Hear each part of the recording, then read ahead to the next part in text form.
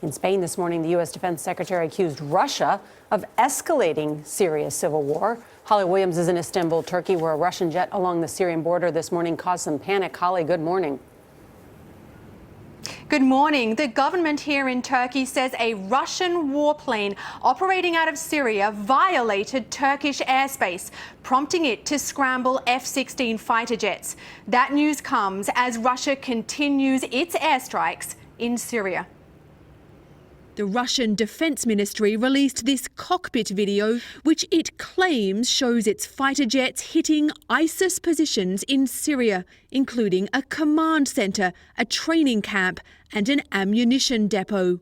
But many of the locations that Russia says it hit are in areas where there is no ISIS presence. The US and its coalition partners say what Russia is really doing in Syria is propping up the Syrian regime by launching strikes on those who oppose the government. The Syrian President Bashar al-Assad makes no distinction between the moderate opposition and ISIS, describing all of them as terrorists.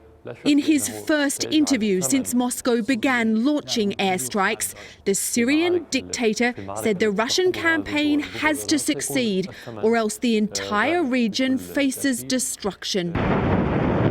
But the US says that peace in Syria can only be achieved if Assad leaves office.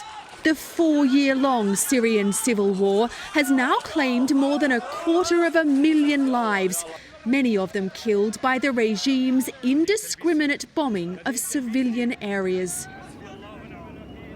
President Assad also claimed in that interview that US airstrikes in Syria have been counterproductive and have actually helped spread terrorism.